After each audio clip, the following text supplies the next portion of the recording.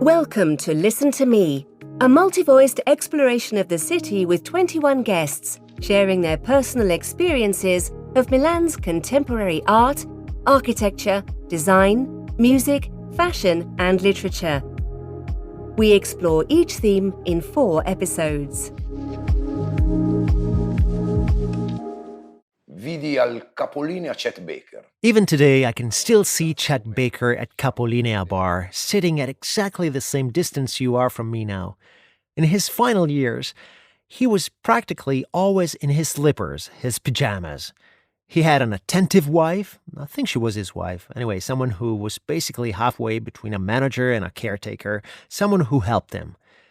You could clearly feel this air of desperation, that sense of mal de vivre around him, which he translated into the most wonderful music. He sang Almost Blue in a faint, frail voice. It was basically the demonstration that using the voice isn't just about flexing your face, muscles. It's something much more than that. Milanese singer-songwriter Enrico Ruggeri's moving memory takes us back to the era of the great Milanese jazz venues. In fact, the Capolinea bar and Le Scimmie nightclub were 2 historic places in the Navigli Canal area, where Italian jazz artists played alongside international heavyweights like Miles Davis and Pat Metheny. They were a symbol of the Navigli district, which we explore in the episodes about literature in Milan. A neighborhood that probably had its heyday in the 60s and 70s. An era of colorful characters and lots of music, as Enrico Ruggeri explains. There was a transgender woman called Gardenia, named after the flower. I was 30 and she was 60, so I can imagine what an adventurous life she'd had.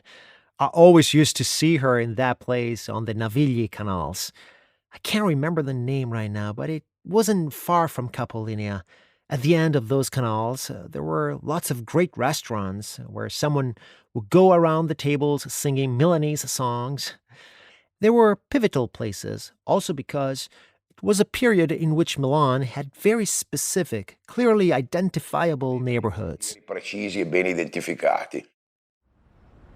Today, the title of Milan Jazz Quarter has been taken by the Isola district, north of the city centre.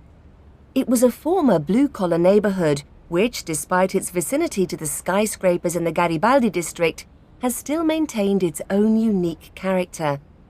Its narrow streets are full of many small boutiques, restaurants and cultural centres, and it has a dynamism that has made it one of the most vibrant and popular districts in Milan.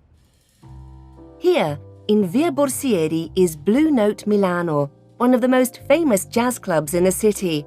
Managed under the artistic direction of Nick the Nightfly, the mellow voice of Radio Monte Carlo, Blue Note is an intimate club restaurant with a sophisticated international program, despite the venue's size.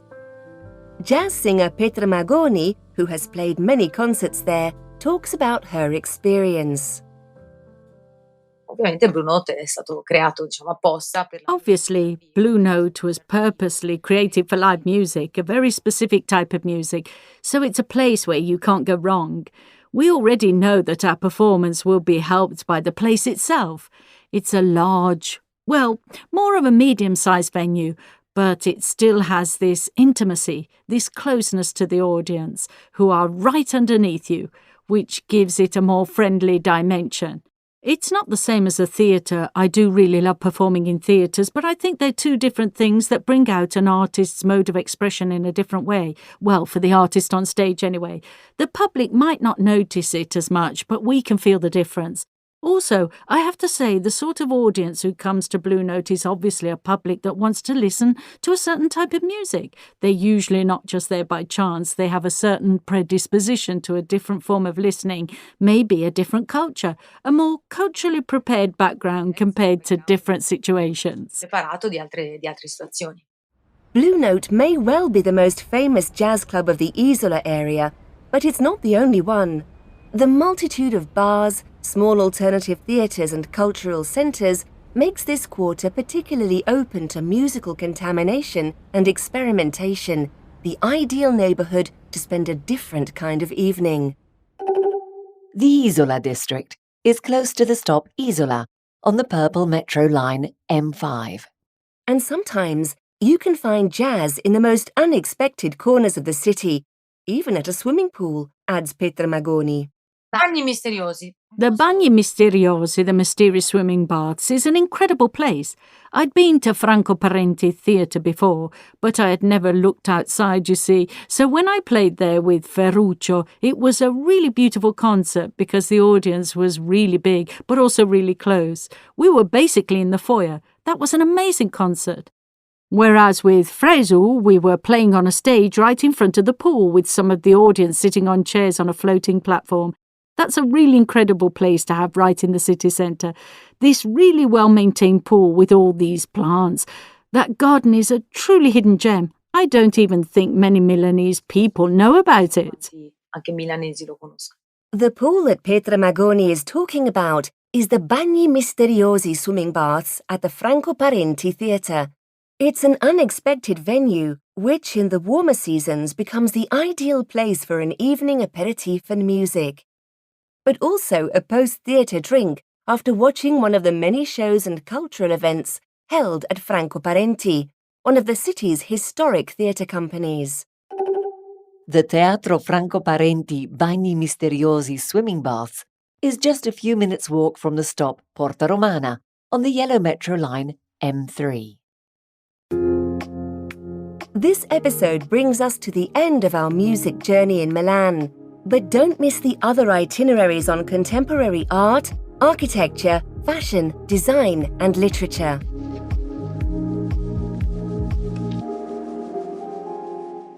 To listen to the next episodes, follow us on your favourite podcast platforms or visit www.casamuseo.it, where you can also buy the Casa Museo card to visit the Poldi Pezzoli Museum, the Bagatti Valsecchi Museum, and Villa Necchi Campiglio at a discount price. The Boschi di Stefano House Museum is free to visit.